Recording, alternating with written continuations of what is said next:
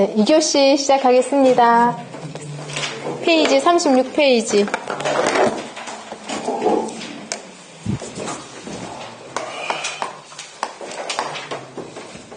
새로운 공법들이 많이 나오는데 이게 새로운 공법이지 한 50년대, 60년대 나온 거예요. 근데 새로운 공법이야. 아주 옛날에 나온 새로운 공법인데 첫 번째 슬러리월하고 탑다운 RCD 공법 이거 세 가지 정도 하시면 되거든요.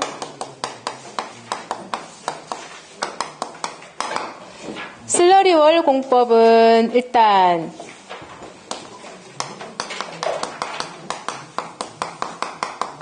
현장에서 타설하는 말뜻 공법 일종입니다. 현장에서 타설하는 말뜻 공법의 일종이고 슬러리월이라고 하는데 우리나라 말로 바꾸면은 뭐랍니까? 지하 연속벽 공법이라고 하죠. 왜 지하 연속벽이냐면 고층 아파트를 지을 때 하단에 지하 주차장도 같이 들어가죠. 근데 옆에 경계, 대지 경계선. 그러면 여기를 같이 벽이자 차수 역할도 하고 경계도 만들고 한목이 다 해버리는 거죠. 할 수 있었던 결정적인 이유가 여기에 안정액을 개발했는 거예요. 그 안정액 이름이 뭐였더라? 왜냐하면 지하 연속벽, 지하를 뚫으면서 벽하고 흙막이를 동시에 해버립니다. 굉장히 빠르죠.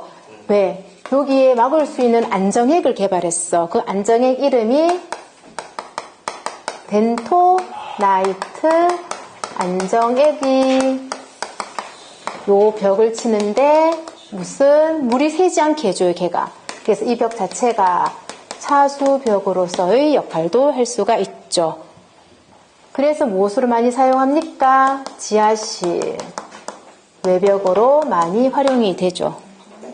동시에 무엇도 하면서 흙막이를 따로 할 필요가 없어요. 흙막이 벽으로도 이용이 되죠.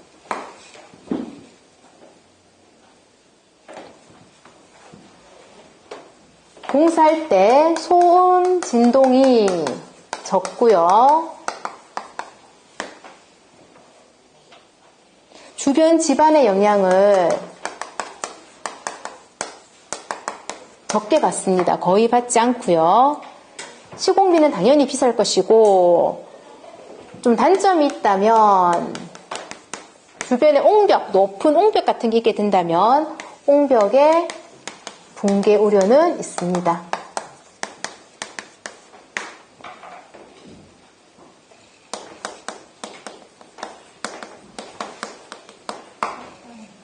탑다운 공법은 쉽죠? 뭐부터 한다? 1층 바닥부터 선 시공을 하고 지하, 지상 동시에 작업하는 거죠. 공기도 짧아지고 당연히 공사비도 높아지고 동시에 작업하고 주변을 딱 막아서 합니다. 어디에서 주로 한다? 도심지에서 한다. 그래서 지하철 같은 거 만들 때 지하철 노선 뚫을 때 막 우리가 차는 옆에 다니고 있지만 옆에서 막 이렇게 겹쳐놓고 안에서 쿵닥쿵닥쿵닥 만들고 있죠. 동시에 작업하고 있는 겁니다. 다음 RCD 공법. 우리말로는 뭐라고 해두었습니까? 리버스 서큘레이션 드릴인데 역순환 대구경 말뚝 구경이 큽니다.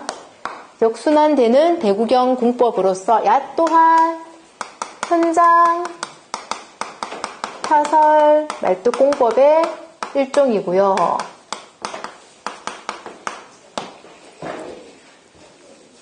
거기 동그라미 1번 보면 대구경 말뚝 공법의 일종으로 구경이 크다 보니까 깊은 심도까지 박을 수가 있습니다.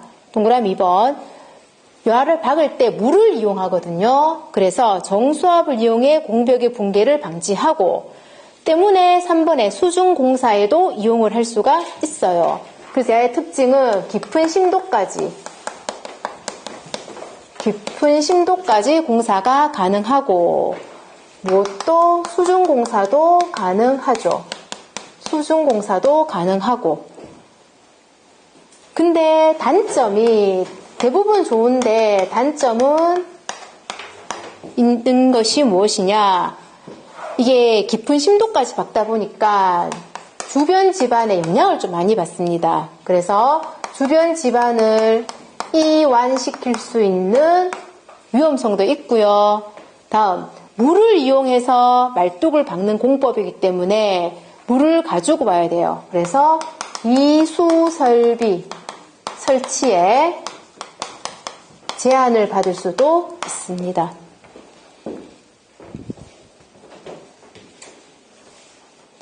이러한 장단점이 있고,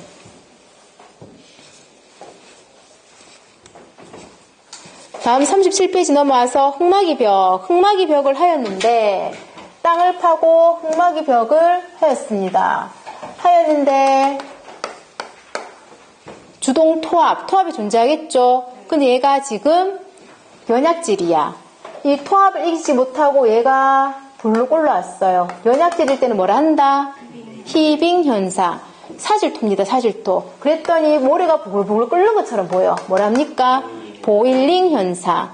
다음, 이 흙막이 벽 자체가 부실해. 좋은 나무가 아니에요. 물이 뚫고 나와. 무슨 현상? 파이핑 현상. 이런 현상들을 막기 위해서는 어떻게 해야 될까요?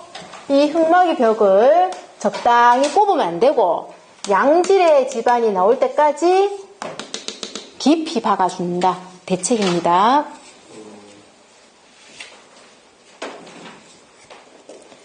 1, 2, 3번 했고요. 다음 뒷페이지 38페이지. 언더피닝 공법이라는 말도 많이 나오는데 얘는 흙막이 공법이다 아니다? 아니다. 기존 기초 구조를 보강하는 공법, 흙막이 공법은 아닙니다.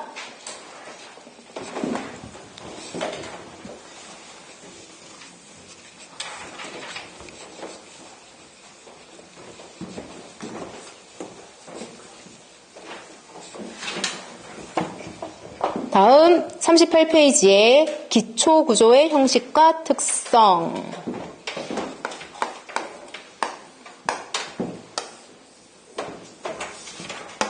텃파기를 하였습니다. 텃파기를 했다. 맨 처음에 무엇을 깝니까?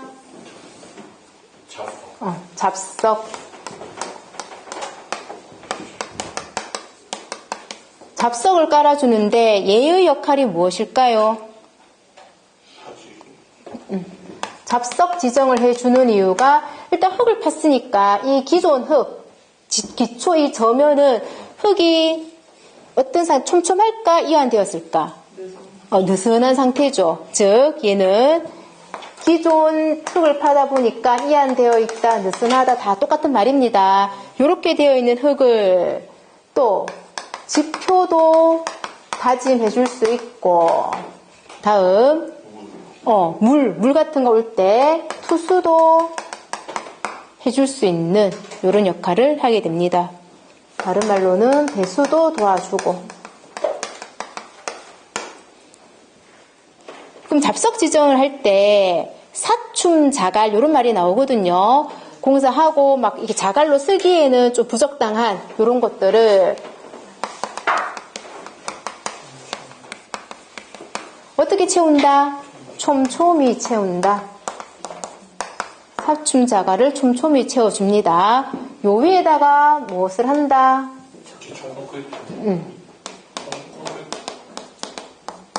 무슨 콘크리트? 밑창 콘크리트. 밑창 콘크리트의 역할은 무엇을 할 수 있겠습니까? 여기에다가 뭐를 매긴다? 줄먹이죠. 무슨 매김? 먹매기. 최소한 얼마 힘을 받게는 해달라? 15메가파스칼 이상은 나오게 해달라. 요 위에다가 기초를 올리죠. 기초는 한 번에 탓을 대는 건 아니죠. 기초판 먼저 하고 위에다가 기둥을 이렇게 2번 타설을 하겠죠. 기둥을 타설하게 되는데 기초판 밑에다가는 하부에다 무엇을 한다? 철근 배근을 하고, 다음 기둥할 때 기둥 철근이 기초판하고 정착 길게 내려오는 이 철근 이름이 뭐더라? 장부 철근을 배근을 합니다. 요 밑에 부분을 뭐라 합니까? 용어가 주각부.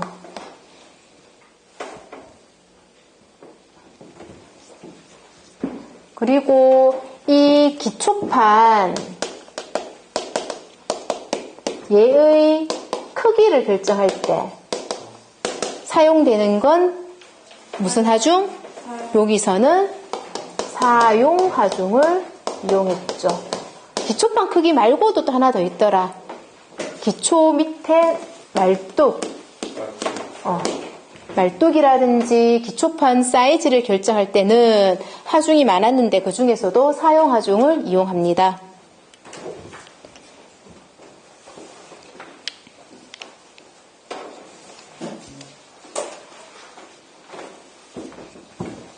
여기가 기초고 얘가 지정이죠. 그러면 경계면, 이 경계면 어떻게 지칭해야 됩니까? 지정의 경계면은 기초판 아래와 밑창 콘크리트 사이. 경계면은 지정의 경계면은 기초판 아래와 밑창 콘크리트와의 경계면. 말뚝을 박습니다. 말뚝을 박을 때는 여기 밑에 말뚝이 들어가겠죠. 기초판을 지시해줘야 되겠죠. 말뚝을 박는 이 말뚝머리는 기초판 위로 올라와야 될까요? 아니면 지정하고 딱 경계 같이 맞물려야 될까요? 말뚝머리는 기초판에 살짝 올려줘서 박습니다. 좀 더 많이. 그래서 여기도 철근 배근해갖고 얘랑 같이 연결시키고 튼튼하게 그렇게 합니다.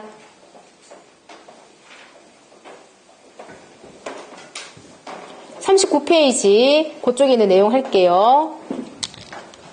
기초판이 오다 보면은 주로 힘을 받는 부분이 있겠죠. 무슨 폭? 유효폭. 만약에 직사각형 형태의 기초판이라고 치면 장변, 단변이라고 했을 때 철근을 깔겠죠. 장변으로 깔 적에는 어떻게 배근? 균등하게 배근. 다음, 단변으로 철근을 깔 적에는 요만큼의 거리가 만약에 D라고 치면 요거의 중간에서 D만큼 거리 또는 여기서 뭐라 해도 되냐면 유효폭이라는 표현을 해도 됩니다. 그만큼에 해당되는 간격을 잡아서 어떻게 그 부분은 촘촘하게 다른 부분은 엉성하게 해도 괜찮더라. 왜? 힘을 주로 받는 부분이 이 유효폭 요 사이니까.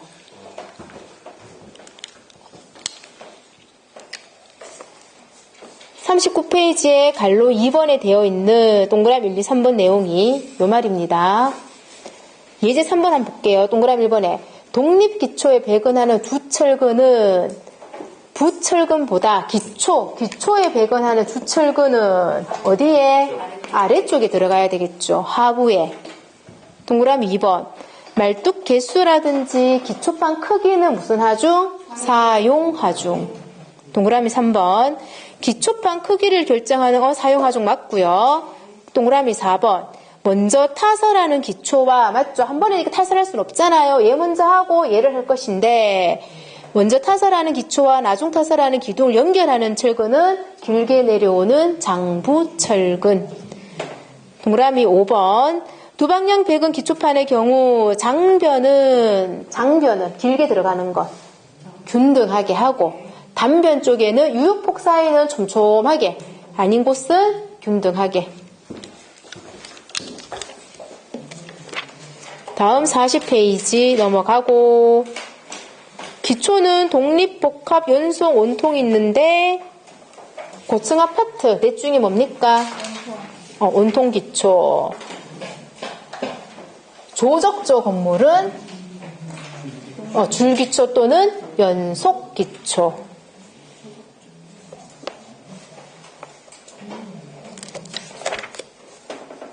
다음 42페이지 42페이지 하단에 그림 있죠, 그림. 기초 있는 그림. 말뚝머리가 어디까지 올라와 있는지, 아까 하는데 맞는지 한번 볼까요? 말뚝이 올라오는데, 기초판하고 살짝 걸치지게 올라와 있어야 됩니다. 요거를, 그림을 보면 이해하겠지만, 굳이 뭐 말로 설명을 한다면, 굳이 말로 설명하면, 그림에다 당겨서 적어 놓으세요.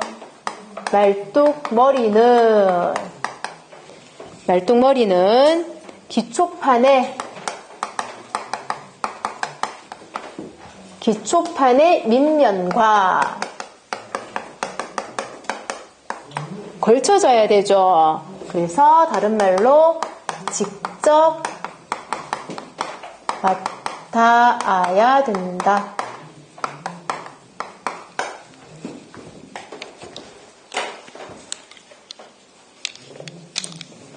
다음 43페이지 쪽으로 넘어와서 이제 말뚝을 봤는데 말뚝은 밑에 지반이 단단해. 단단하면은 무슨 말뚝? 지지 말뚝. 그쵸? 근데 지반이 이만큼 있는 것이 아니고 저 밑에 있어. 그러면은 무슨 힘을 이용합니까? 마찰력. 마찰력을 이용하는데 말뚝이 있으면 말뚝을 내려박으면 힘과 반대 방향으로 마찰력이 작용하죠. 요 힘으로 지지가 되는데 어떤 지층? 연약층.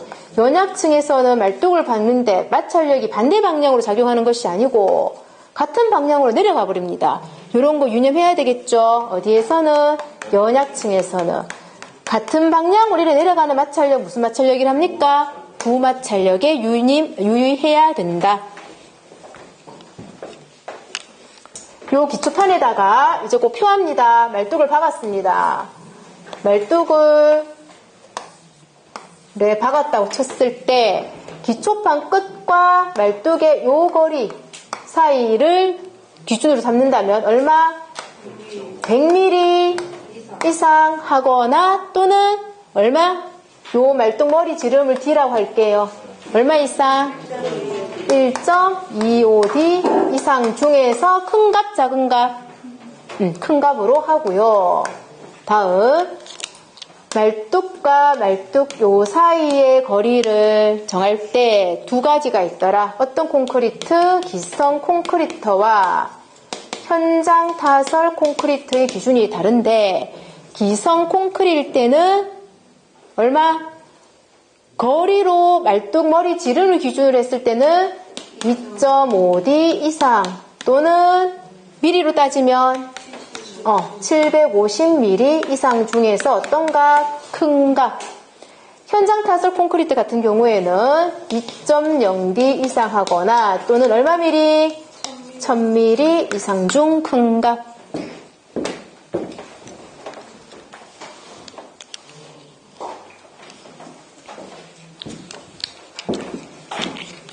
말뚝을 받다 보면 엄청 길면은 연결해야 되는 상황도 생기겠죠. 그래서 연결할 때는 어떤 이음? 겹침 이음이 원칙. 겹침으로 이음하는 것이 원칙이긴 한데 경우에 따라서는 어떻게 할 수도 있다? 원칙은 겹침 이음이지만 용접할 수도 있습니다.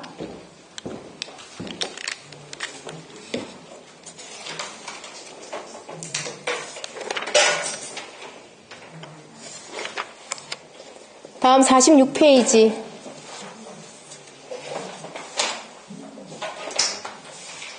지반을 계량할 거예요. 지반의 상태가 안 좋아. 좋으면 좋겠는데 상태가 안 좋습니다. 그래서 물이 많아. 물을 빼야 됩니다. 물을 빼는데 점토질일 때 물 빼는 것, 사실토일 때 물 빼는 게 있는데 먼저 얘네들은 강제로 배수하는 것이죠. 그러면은 자연스럽게 하는 것은 무슨 배수? 중력 배수. 무엇을 이용한다? 집수정. 이런 말 나왔었죠. 다음. 나는 강제로 뺄 거야. 그래서 점토질일 때는 무엇을 이용합니까? 페이퍼 드레인. 그래서 어쨌든 드레인 작업을 해주는데 그때 종이를 이용하면 페이퍼고 모래를 이용하면 샌드고 다양하게 있을 수 있습니다. 사실토에서는 뭘 해줍니까? 웰 포인트. 해서 물을 빼주는 작업을 할 수가 있습니다.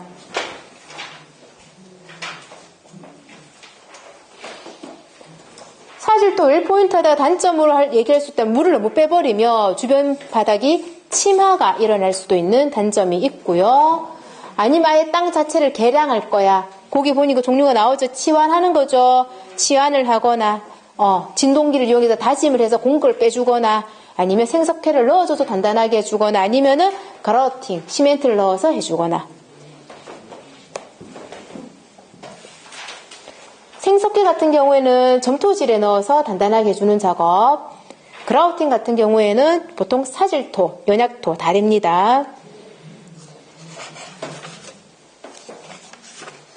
넘어가서 51페이지에 12번 51페이지에 12번 한번 버뜩 한번 봐보세요.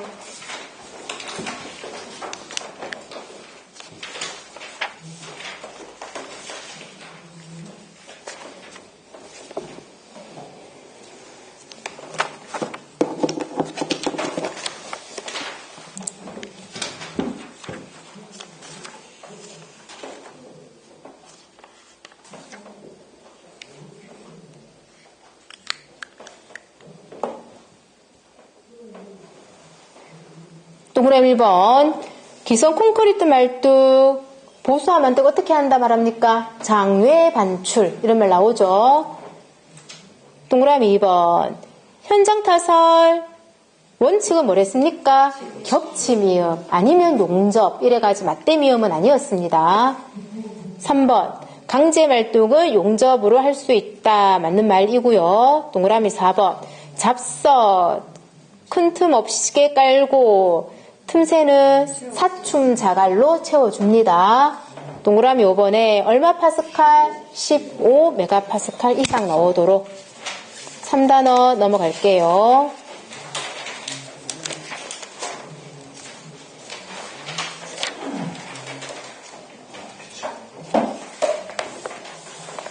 한 번 더 이렇게 두 바퀴째 도니까 정리가 좀 되세요? 왜 웃을까? 빠른가요? 빠르진 않죠.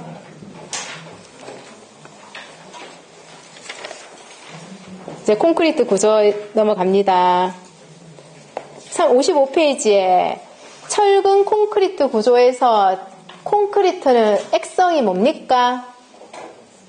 액성이라는 것은 수소 이온 농도라고도 하고 산성이냐 염기성이냐 중성이냐 그 중에서 뭐냐고 묻는 거죠. 뭐라고 해야 됩니까?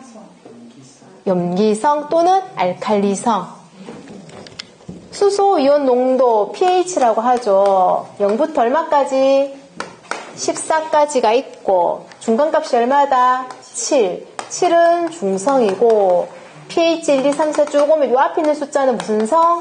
산성. 8, 9, 10 쭉쭉 가면 여기는 무슨 성? 염기성 또는 알칼리성. 콘크리트는 어디에 된다? 알칼리성이 되는 것이고 콘크리트를 했다가 세월이 지납니다. 그러면은 콘크리트의 무슨 현상? 중성화 현상 일어나죠.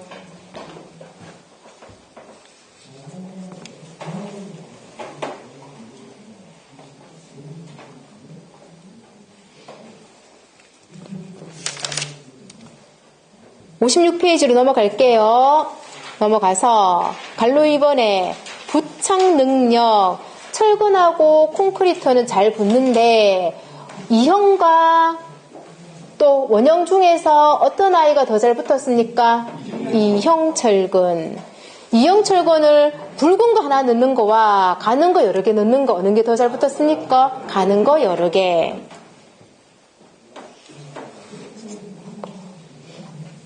갈로 3번에 콘크리트와 철근은 늘고 주는 거, 열팽창 계수라고 하죠. 거의 비슷하다. 만약에 콘크리트와 철근은 열팽창 계수가 비슷하다. 탄성 계수가 비슷하다. 이렇게 나오면 얘 맞는 말, 얘 틀린 말. 탄성 계수는 엄청 다릅니다. 열에 대해서 늘고 주는 건 비슷하지만 탄성되는 정도는 각각 다른 값을 가져요. 갈로 4번에 알칼리성이다. 동그라미 2번에 보니까 피복 두께를 통해 피복 두께라는 것은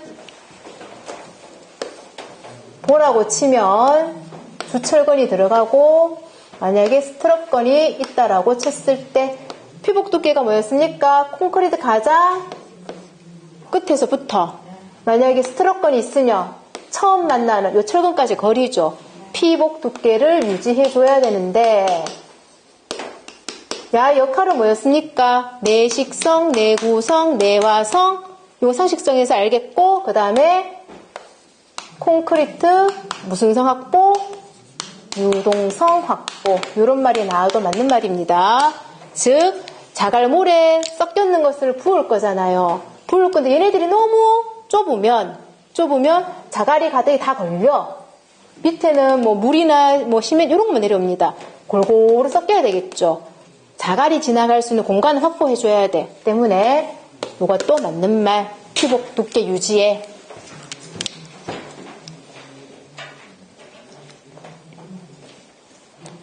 갈로 5번에 콘크리트 강도. 콘크리트 설계 기준 압축 강도 뭐 있었죠? 기호 있었잖아. F, CK. 설계 콘크리트 기준 압축 강도인데 얼마가 기준입니까? 콘크리트 했을 때 얼마 지나야지 가장 우리가 요구하는 기준 강도가 나온다. 그치? 28이.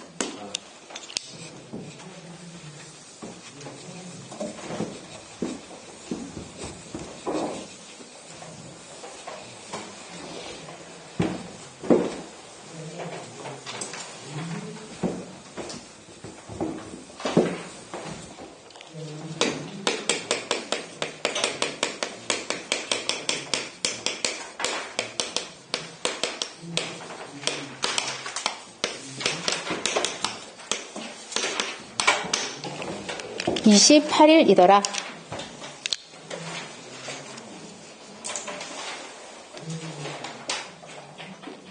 예제 2번에 동그라미 3번 한번 보세요. 콘크리트는 수소 이온 농도 뭔지 아시겠죠?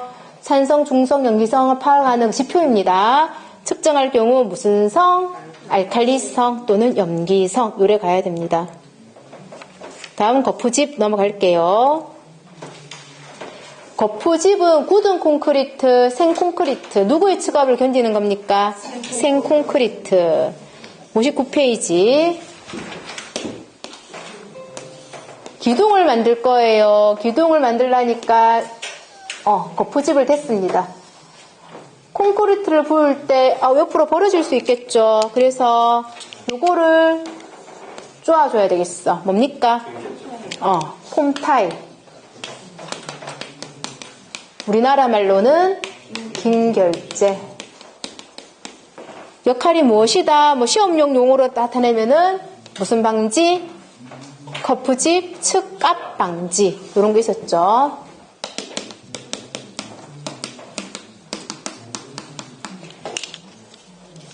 자기네들끼리의 거리도 유지해줘야 됩니다.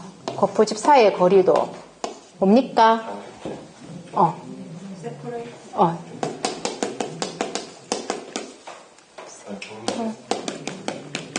우리말로는 격리제.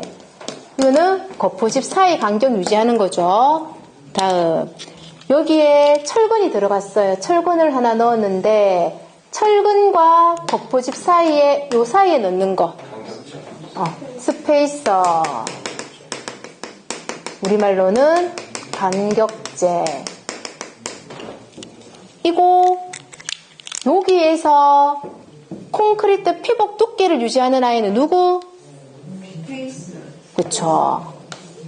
피복 두께라며. 콘크리트와 철근 사이에 처음 만나는 철근 사이의 간격이라며요. 그러면은 여기서 콘크리트 피복 두께를 유지해주는 아이는 스페이서가 합니다. 나중에 생콘크리트 넣었는데 굳어서 뗍니다. 잘 떼게 하기 위해서 뭘 바른다?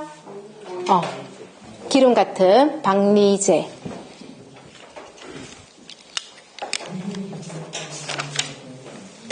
다음 60페이지 거푸집의 측압.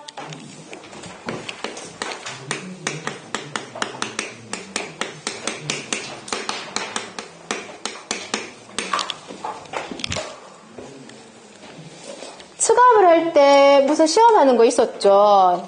콘크리트 질기 정도를 슬럼프지요. 콘이 있는데 사이즈가 높이가 얼마? 30, 20, 10짜리를 3분의 1씩 넣어가지고 다 치워서 뚝 빼가지고 했더니 어떤 때는 이런 아이도 만들어질 수고 어떤 아이는 이렇게 만들어졌대요. 슬럼프치는 밑에서 측정합니까? 위에서 내려옵니까? 위에서 내려오는 수치죠. 내려와서 얘는 이만큼이고 얘는 이만큼입니다. 그러면 된반죽입니까? 진반죽입니까? 얘는 된반죽. 슬럼프가 높다 낮다? 낮다. 얘는 진반죽. 슬럼프가 높다 낮다? 높다.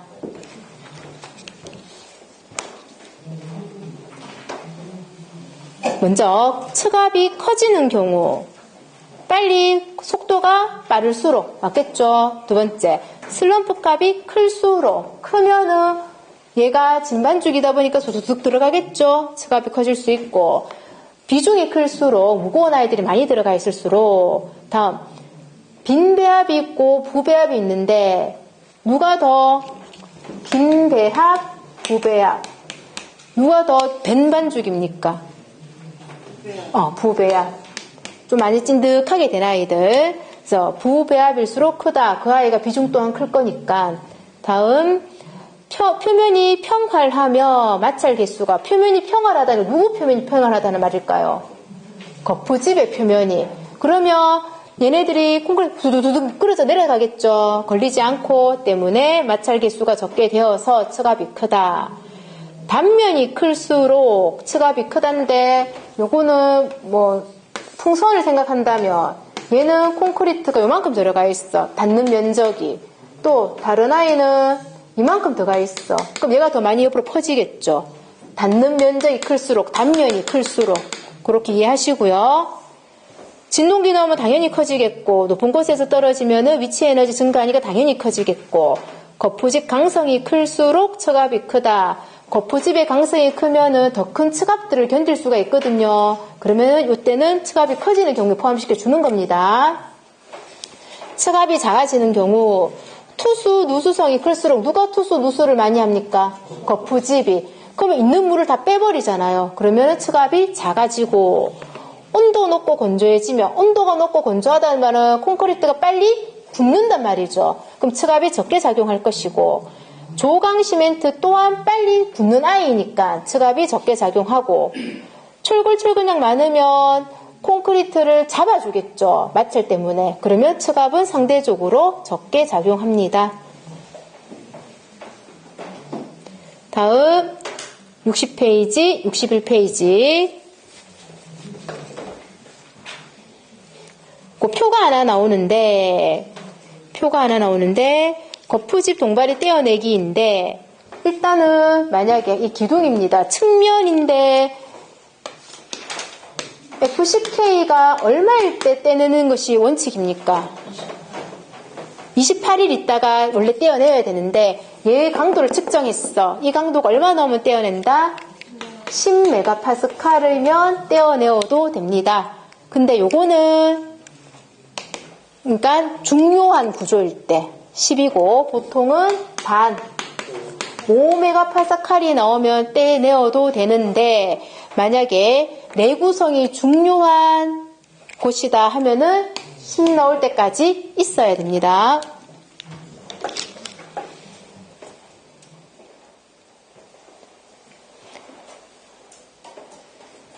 다음 곡표에 보니까 조강 포틀랜드 시멘트는 말 그대로 빨리 굳는 거죠. 20도씨가 넘으니까 며칠 만에 굳는다?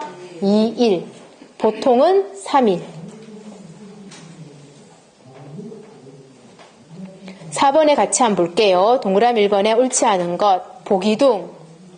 거푸집은 콘크리트 압축 강도가 얼마일 때 해체할 수 있다? 요거 잘 낚이면 안 돼요. 중요할 때는 보통은 5인데 내구성이 중요한 건물이다 하면은 10까지. 그래서 동그라미 1번은 맞는 말입니다. 압축 강도가 올 때 해체할 수 있다. 동그라미 2번에 콘크리트 배합, 워커빌리티, 단위 수량 또는 단위 시멘트량 이런 말이 나오면 가능하면 많아야 되나요? 그 수치가 적어야 되나요? 적어야 되죠. 적어야 되는 이유는 건조 수축을 가능하면 적게 해주기 위해서죠. 물 많고 하면은 건조해지고 그러다 보면은 균열이 많이 가니까. 동그라미 3번. 부어 넣는 거 이것도 하나 표 기억하셔야 되죠. 25도씨 이상 25도씨 미만을 기준으로 했을 때 이제 시멘트 공장에서 비벼서 왔어요. 비비면서 현장에 타설까지 그 다음에 붓다가 이제 모자렸어. 그럼 이어칠기 할 때까지 시간이 좀 있겠죠. 고 할 때까지 요 기준이 얼마였습니까? 얼마부터 시작하면 되나요? 90분. 90분을 기준으로 이제 서로 더해주면 되죠. 얼마씩 늘어나면 됩니까? 30분씩. 그래서 비벼와서 타설할 때까지 25도씨 이상이면은 빨리 해야 되겠죠. 빨리 굳어버리니까 90분이고 온도가 조금 낮아. 그러면은 120분. 다음 이어치기. 다 했는데 모자려요. 빨리 리미콘 다시 와야 돼. 그때 25도씨 이상이면 이어치기는 120분이고 미만이 되면은 150분까지 여유를 둘 수 있더라. 너무 이어치기 시간이 경과해버렸어요. 그러면은 뭐가 발생할 수 있다? 시공 불량의 일종으로서 무슨? 콜드 조인트. 콜드 조인트가 발생할 수 있더라. 그래서 동그라미 3번 혼합부터 부어넣기 시간 한도는 25도씨 미만에서는 얼마분? 120분. 이상에서는 90분. 맞는 말이네요.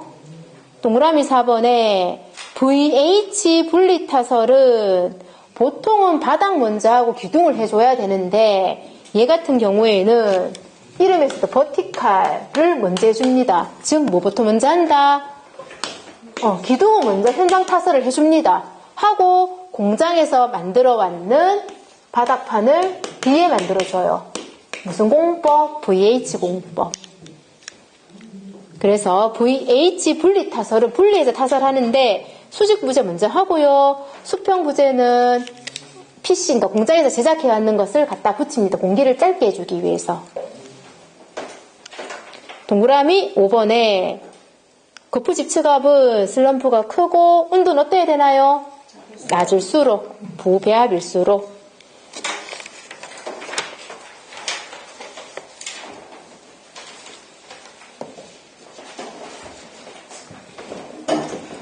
오 5번에 동그라미 1번에 보면은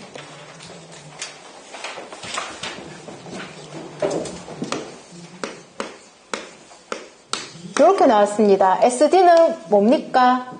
스틸 디펌드. 그리고 어떤 철근? 이형 철근. 뒤에 나온 수치 300은 무엇을 의미합니까? 무슨 강도? 철근입니다. 철근은 잘 늘어나는 거죠. 인상 강도.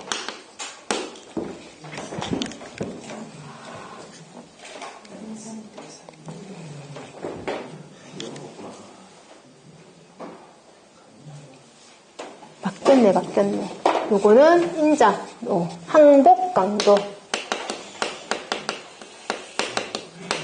기호로 표시하면 FY 300 메가파스칼. 요 Y가 항복 1드. 그거의 약자.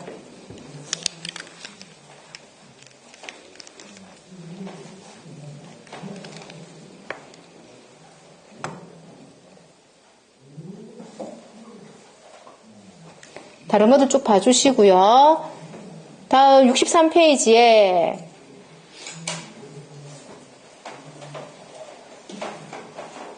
골재의 함수량이 나오는데 우리가 골재를 배합할 때는 그 4개 중에서 누구를 해줘야 됩니까? 배합할 적의 기준이 되는 것은 표면 건조, 내부 포수 상태인 것. 그 세 번째 그림 있죠.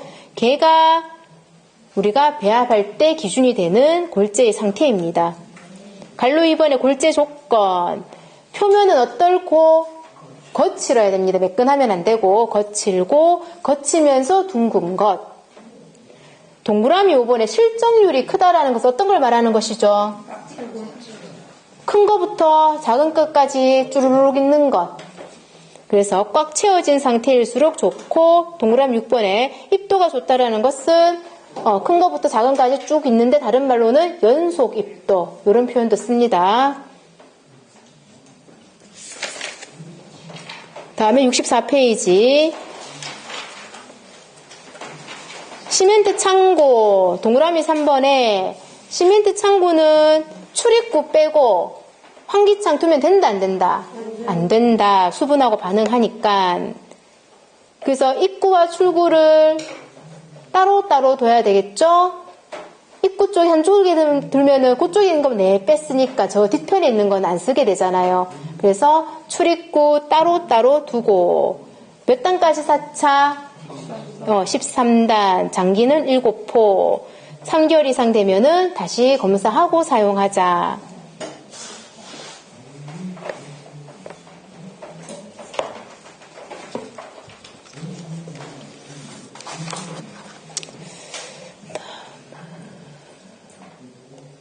(65페이지) 수화반응 물결합제비 할게요.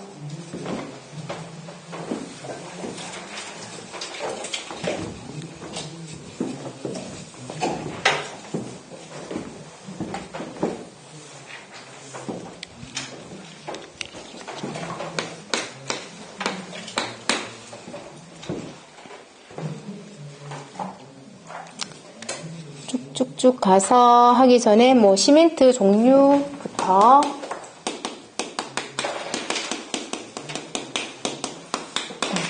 보통 시멘트는 가장 많이 사용하는 거죠. 보통 시멘트 같은 경우에는 일종 시멘트라고도 하고요. 가장 대중적으로 가장 많이 사용하더라. 얘가 기준이 FCK가 28일이 강도 기준입니다. 다음 댐이라든지 이런 것들 만들 때 사용하는 거. 무슨 시멘트? 중용열 시멘트. 중용열 시멘트는 얘는 2종 시멘트의 일종인데 느낌 크죠? 그래서 큰 걸 만들 수 있어. 수화열 발생이 많다 적다? 적다. 그래서 열이 적게 발생하니까 대형 시멘트를 사용할 수가 있더라. 그 말이죠. 수화열 발생이 적다 보니까 다른 거에 비해서 균열도 적게 갑니다. 다른 말로는 무슨 콘크리트? 덩어리 큰 걸 만들 수 있어. 열이 적게 발생해서. 메스 콘크리트.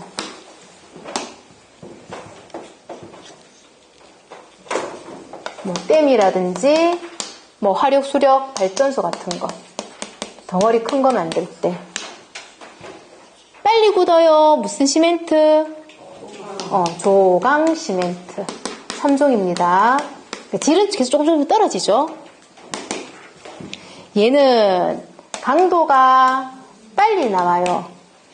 그리고 빨리 강도를 내다 보니까 개중의 수화열도 발생이 많이 됩니다. 발생 많이 되다 보니까 당연히 균열도 많이 가겠죠. 근데 어쩔 수 없이 사용하게 되는데 어떤 공사? 긴급 공사일 때. 28일을 기다려야 단단해지는데 얘는 FCK 기준이 얼마다? 25도 온도 기준이 있고 없다면 보통 7일이라고 해주면 됩니다. 더 빠른 것도 있대요. 알루미나 시멘트. 얘가 가장 빠른데 얘는 하루는 굳어버린대요. 그래서 용어 정도.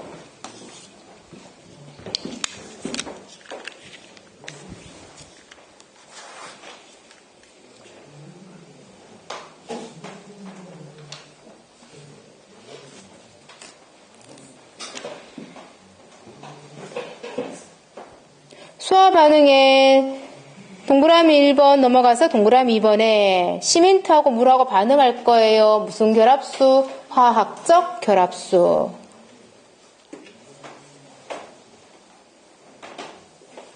동그라미 4번에 온도가 높고 굉장히 미세해 시멘트가 분말도가 높고 그러면 수화 반응이 빨리 진행되죠. 그렇지만 동그라미 5번에 이 수화 반응이 진행되면은 수화열이 발생하는데 응결경화 촉진에 건조 수축하는 단점도 있습니다. 물 시멘트 비 동그라미 2번. 물 시멘트 비는 강도와 밀접한 관계가 있는데 시공 성능을 확보했다면, 다른 표현 소요 워커빌리티를 확보했다면, 같은 말이죠. 시공연도 워커빌리티 같은 말입니다. 작게 많게 작게 사용해 달라.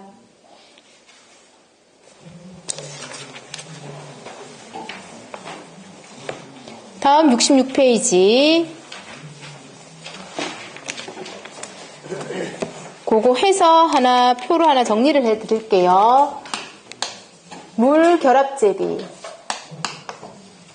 바인더, WB 또는 물 시멘트비, WC 다 같은 말이에요.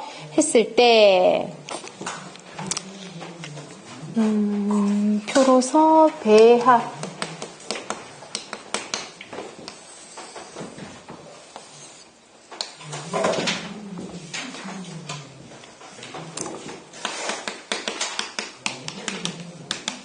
이제 물 결합제비가 크고 작으냐에 따라서 각각 한번 볼게요. 강도, 균열 발생 정도, 시공연도, 슬럼프,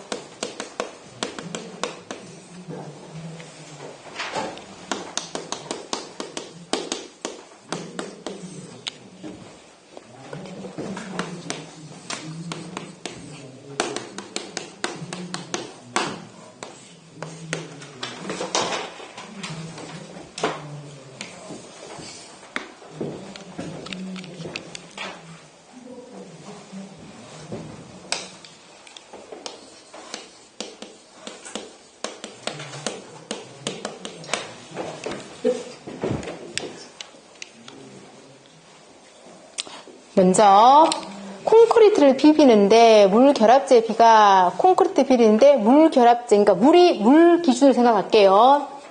물 결합제비가 물이 많이 갔어요. 그러면은 무슨 비빔이 됩니까? 여기는 묽은 거, 된 거, 묽은 비빔이죠.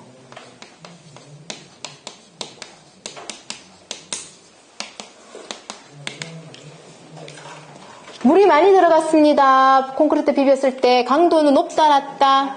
낮다. 물이 많이 들어갔네요. 균열은? 네, 균열은 많이 발생하겠죠. 시공연도라는 것은 요건 왜 될까요? 작업하는 작업성 이렇게 또 표현하거든요. 그쵸. 물이 들어갔으니까 작업하기는 편해. 이렇게 잘 움직여 줄 수 있으니까. 여기서 잘 헷갈리시는데 시공연도는 높다라고 해주셔야 됩니다. 묽은 비빔일 때. 슬럼프치는 크다. 재료 분리 현상은 잘 일어나겠죠. 재료 분리 현상을 다른 말로 뭐라고 합니까? 무슨 현상? 블리딩 현상. 블리딩 현상이 일어나다 위에 찌꺼기가 있습니다. 그 찌꺼기는 뭐라 합니까? 레이턴스. 기억나시죠? 크리프는 균열하고 같이 봐주면 됩니다. 크리프도 발생을 많이 하고, 크리프는 하중이 있을 때 균열 발생하는 정도거든요. 이 균열이 물이 증발하면서 균열 발생. 얘는 하중이 있다가 없어졌는데도 균열이 발생하는 정도. 어쨌든 비슷하고, 측압은 증가하죠. 얘네들은 반대로 가시면 돼요. 표 하나 더 만들게요.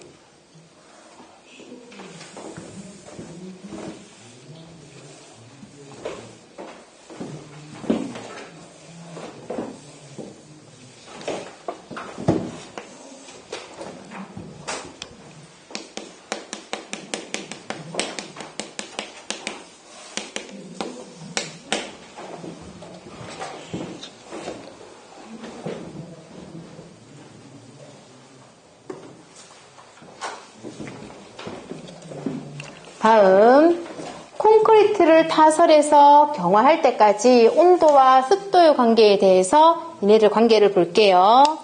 먼저 온도가 높습니다. 그럼 시공연도, 작업성, 워커빌리티 다 동일한 말입니다. 그러면 작업성은 떨어지겠죠. 떨어지고 강도는 온도가 높아요. 강도가 빨리 나옵니다. 빨리 증발해갖고 빨리 굳어지거든요. 대신에 균열은 잘 발생하겠죠. 그리고 크리프 같은 개념으로 본다고 했습니다. 크리프 발생도 많이 됩니다. 층압은 물이 빨리 날아가 버리겠네. 온도가 높으니까 층압은 감소되겠죠. 밑에 거는 같은 라인으로 반대 라인으로 가주면 됩니다. 밑에 라인은 다음 습도. 사실 습도하고 온도도 사실 반대 개념이죠. 반대로 가주시면 되는데 먼저 습도가 높아요. 그럼 시공연도는 습도가 높은 거는 이제 수분기가 많아. 그래서 이 콘크리트 요 안에도 수분기가 많다라고 생각하시면 됩니다. 그래서 시공연도는 어떻다? 좋아요. 대신에 강도는 떨어지고 균열은 건조가 잘 안 되니까 균열은 잘 안 가겠죠. 크리프 떨어질 것이고 층압은 대신에 높아지겠고 밑에 라인 반대로 가주면 됩니다.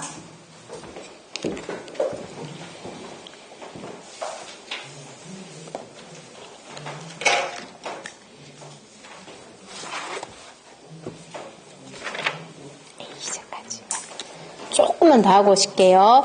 이렇게 해서 정리하는 게 65페이지 하고 쭉 다 넘어와서 이제 67페이지.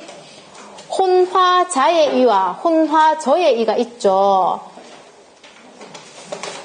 혼화자의 이는 다량이고 배합에 포함하죠.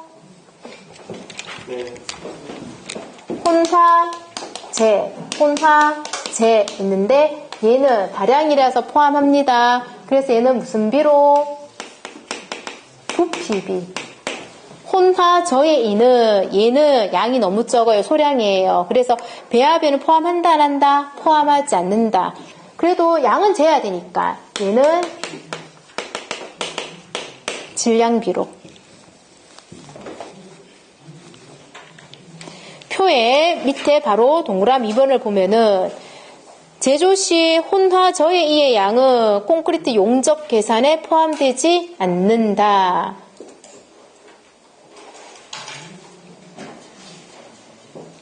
그럼 만약에 질량이라는 표현이 나온다면 어차피 20회 문제에 한번 나왔지만 동그라미 2번에 혼화저의 이는 용적에는 포함되지 않는다. 용적의 부피죠. 포함되지 만약에 질량은 이래 물으면 질량에는 포함시킵니다. 아시겠죠? 구분하시라고 하는 겁니다. 이제 하단에 요 A제 요거 정리할게요. A제는 뭐라고도 합니까? 공기연행제.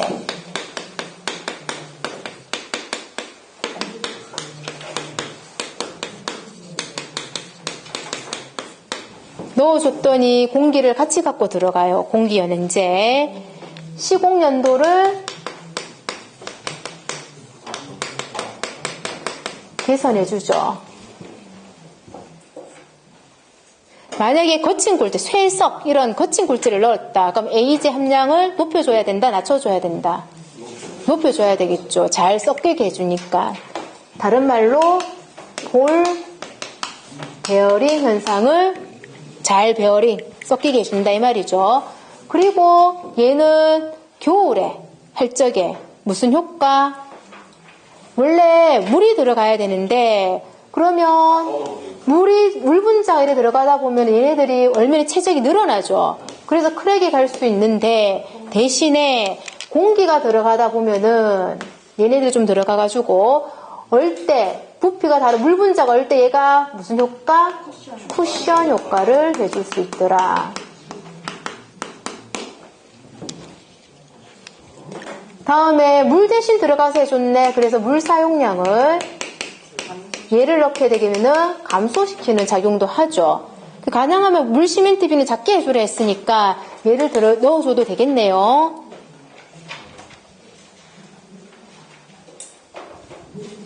그런데 좋은갑다 싶어가지고 너무 많이 넣었어요. 근데 얘를 너무 많이 사용하게 되면은 당연히 안 되겠죠. 어떤 단점이 나타납니까?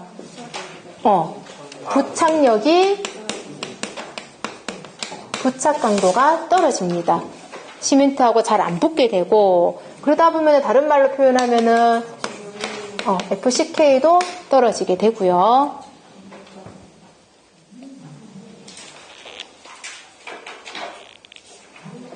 콘크리트 강도도 떨어진다. 같은 말이에요. 콘크리트 강도 떨어진다. 부착 강도 떨어진다. FCK 값 떨어진다. 다 같은 말. 그래서 적정량을 넣어줘야 되는데 보통 시멘트를 기준으로 했을 때 얼마를 넣어줍니까? 4.5% 정도를 넣어주게 되는데 고강도 시멘트, 고강도 콘크리트 같은 경우에는 좀 적게 넣어줘야 됩니다. 강도를 많이 내줘야 되는 게 고강도인데 얘는 지금 강도를 떨어뜨린다면서요. 그래서 너무 많이 넣어주면 안 되고요.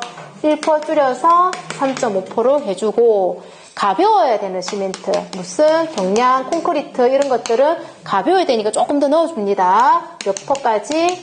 5.5%까지.